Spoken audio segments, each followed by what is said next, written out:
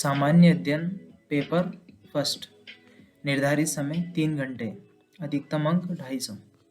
प्रश्न पत्र संबंधी विशेष अनुदेश। कृपया प्रश्नों के उत्तर देने से पूर्व निम्नलिखित प्रत्येक अनुदेश को ध्यानपूर्वक पढ़ें। कुल 20 प्रश्न दिए गए हैं जो हिंदी और अंग्रेजी दोनों में छपे हैं। सभी प्रश्न अनिवार्य हैं। प्रत्येक प्रश्न के नियत अंक उसके सामने दिए गए हैं। प्रश्नों के उत्तर उसी माध्यम में लिखे जाने चाहिए जिसका उल्लेख आपके प्रवेश पत्र में किया गया है और इस माध्यम का स्पष्ट उल्लेख पुस्तिका के मुख्य पृष्ठ पर निर्दिष्ट स्थान पर किया जाना चाहिए। उल्लेखित माध्यम के अतिरिक्त अन्य किसी माध्यम में लिखे गए उत्तर पर कोई अंक नहीं मिलेंगे। प्रश्न संख्या 1 से 10 तक का उत्तर 150 शब्दों में तथा प्रश्न 11 से 20 तक का उत्तर 250 शब्दों में दीजिए।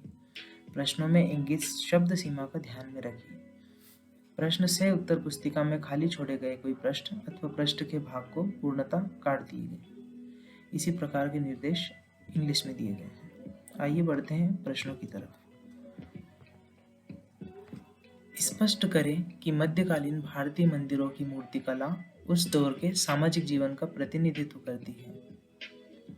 प्रश्न दूसरा, अधिकांश भारतीय सिपाहियों वाली ईस्ट इंडिया की सेना क्यों तत्कालीन भारतीय शासकों की संख्या बल में अधिक और बेहतर सुसज्जित सेना से लगातार जीतती रही?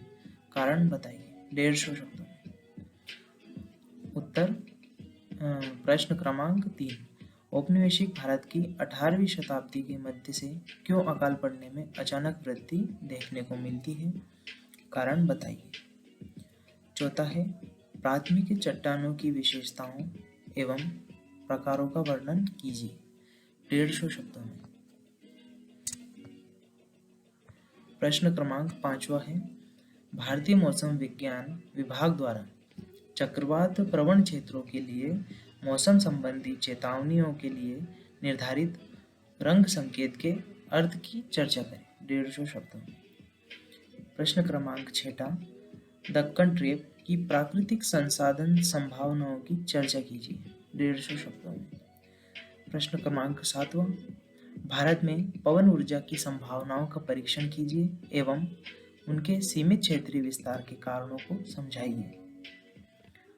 प्रश्न क्रमांक 8, पारिवारिक संबंधों पर वर्क फ्रॉम होम के असर की छानबीन तथा मूल्यांकन करें।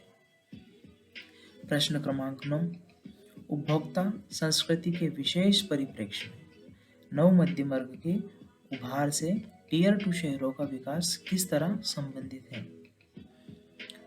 प्रश्न क्रमांक 10, भारत के जनजातीय समुदायों की विशेषताओं को देखते हुए किस विशिष्ट संदर्भ के अंतर्गत उन्हें किसी एकल श्रेणी में माना जाना चाहिए? प्रश्न क्रमांक 11, राज्यों एवं प्रदेशों का राजनीतिक और प्रशासनिक पुनर्गठन 19वीं शताब्दी के मध्य से निरंतर चल रही एक प्रक्रिया है। उदाहरण सहित विचार करें। अभी अपन को 250 शब्दों में लिखना है। प्रश्न क्रमांक 12, भारतीय परंपरा और संस्कृति में गुप्त काल और चोल काल के योगदान पर चर्चा करें। ये भी हमें 250 शब्दों में लिखना है। प्रश्न क्रमांक 13, भारतीय मिथक कला और वास्तुकला में सिंह एवं वृषभ की आकृतियों के महत्व पर विचार करें। ये भी हमें 250 शब्दों में लिखना है। प्रश्न क्रमांक 14, समुद्री धाराओं को प्रभावित करने वाली शक्तियां कौन सी हैं? विश्व के मत्स्य उद्योग में इनके योगदान का वर्णन करें। प्रश्न क्रमांक 15,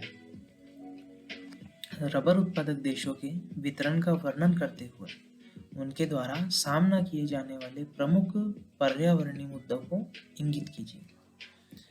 प्रश्न क्रमांक 16, अंतर्राष्ट्रीय व्यापार में जल संधि व स्थल संधि के महत्व का उल्लेख कीजिए। प्रश्न क्रमांक 17, क्षोभमंडल वायुमंडल का एक महत्वपूर्ण परत है जो मौसम प्रक्रियाओं को निर्धारित करता है। कैसे? प्रश्न क्रमांक 18, भारतीय समाज में जाति, क्षेत्र तथा धर्म के समानांतर पंथ की विशेषता की विवेचना कीजिए। प्रश्न क्रमांक 19, क्या सहिष्णुता, सम्मिलन एवं बहुलता मुख्य तत्व हैं जो धर्मनिरपेक्षता के भारतीय रूप का निर्धारण करते हैं? तर्कसंगत उत्तर दें। प्रश्न क्रमांक 20। अपर्याप्त संसाधनों की दुनिया में भूमंडलीकरण एवं नए तकनीक के रास्ते को भारत के विशेष संदर्भ में स्पष्ट करें। तो ये था जीएस पेपर फर्स्ट, जो कि काफ़ी सरल है देखने में।